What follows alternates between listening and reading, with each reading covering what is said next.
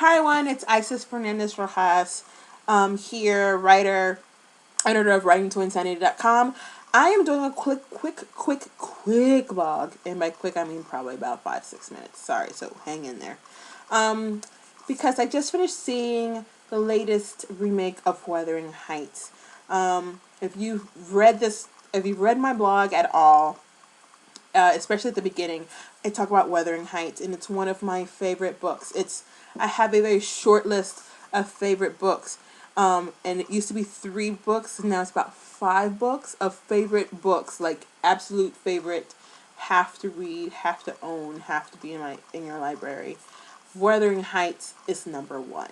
It was the first book that I loved inside and out and was obsessed with. I've loved it since high school. I've read it since then several times, and the love affair has not ended. I am Catherine, it is my Heathcliff. We love each other. So I just finished seeing this remake, and it was horrendous. It was horrible. It was horrid. It was the worst remake I've ever seen in my entire life.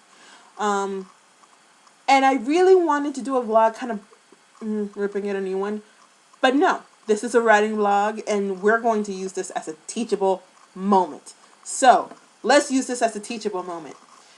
Now, we all know about Wuthering Heights. Have we all read it? If we haven't read it, then we need to stop this video because I'm about to give a lot of spoilers, and we need to pick up the book and we need to read it. We can read it in 2 days. It's not that big a deal.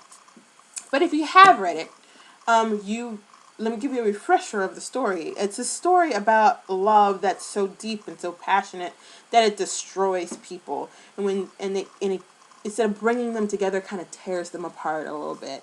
And you have Heathcliff, who was brought in by Mr. Earnshaw, and even though in the book it kind of hints that it may be his son, his illegitimate son, but you bring in this this boy, Heathcliff, who is poor. He was found on the street, and he's brought in, and Catherine, his daughter, takes a shine to him. Henley, his son, hates him, does despicable things to him in the book. But Heathcliff, the love between Heathcliff and Catherine grows. They're fond of each other, and then they're inseparable. Eventually, something happens. I don't want to give too much away. Thrushcross Grange. I always say the name wrong, but Thrushcross Grange is the next house.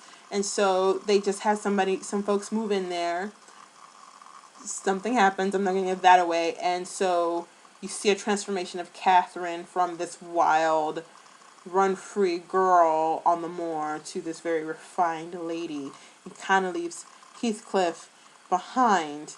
Hijinks ensue, blah blah blah, whatever. I'm not gonna get into much detail. It's not about the me retelling this story, but it is about this movie that's a retell. Here's the teachable moment. One of the things that I thought was a really good choice for the movie is that Heathcliff in the novel is a gypsy, but in this movie they had a black actor play Heathcliff, which I thought was a great idea, because you're still going to get into the poverty issues, and now you're also going to get into the race issue. It gives more complexity to the character. So here's the teachable moment with that. So when you're taking a character and you're creating the character, you're going through the whole exercise that we did for how to create awesome characters that we learned last week, by the way. Think about adding another layer to it, where Emily Bronte made Heathcliff a gypsy. If she had her way, and I would like to think if she had her way, she would probably make him black, because you're also going to get into those interesting dynamics. So if you have a character who is about to take over the world, why not make him a British madman? I mean, it's been done before, but maybe he's from the slums of England. Would be interesting. Maybe he's South American. You can play with ethnicity and nationality and race and bring it in and kind of turn a story on its head. Let's also talk about structure and storytelling and payoff. This is the second movie I've seen here in the last couple of months where the writer, director, producer, I blame them all, don't really get you invested in the characters. There's something called investment and payoff. So when you're starting the story and you're telling it from the beginning, this is why I spend so much time with character and character development. You want the reader, the viewer, the audience member to be engrossed, not only in the story, but in the characters. You want them to invest a part of themselves in the character. You want them to identify with them. You want them to cheer for them. You want them to almost villainize them if they need to be villainized. But remember, if they're villainized, you need to give them one thing, that's their saving grace. Remember that. But you want them to be attached because they're going to be very curious about that character's journey from beginning to end. And if you don't do that at the beginning, then your ending is going to fall flat and your middle is going to sag.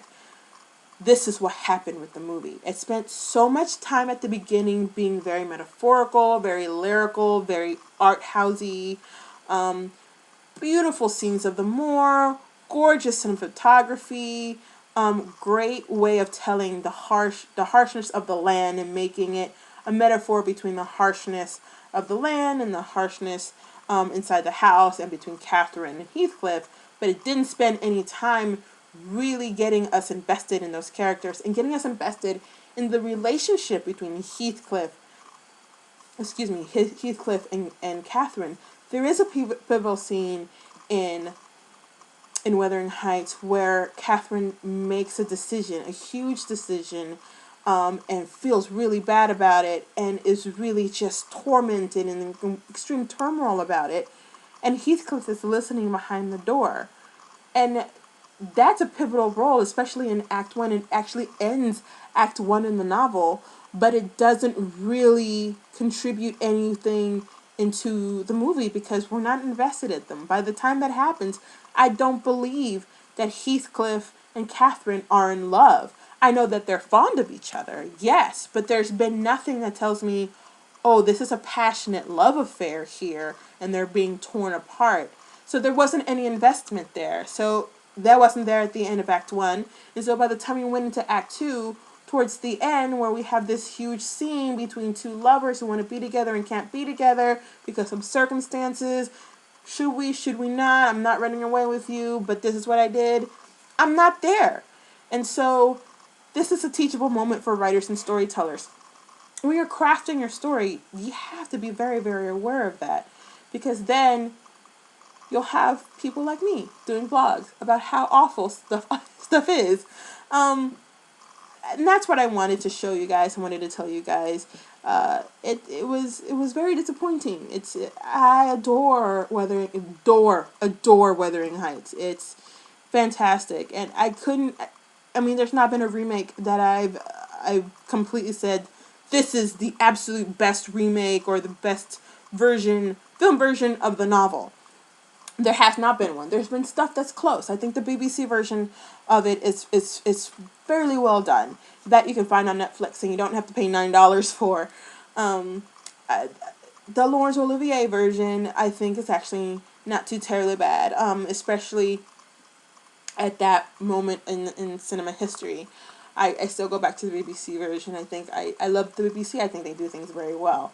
So my teachable moment for Wuthering Heights, I think it's important for writers to understand this, storytellers to understand this. If you want to know how not to do a movie version of a book, watch it. It's painful. If you want to know how not to do things, this is what you do. You watch it, and then you do the opposite of what they did, and then you'll have a blockbuster. So I'm glad that at least my suffering is going to help you be a better storyteller. So thank you very much, and I'm sorry for the insanely long vlog, but I had to do it.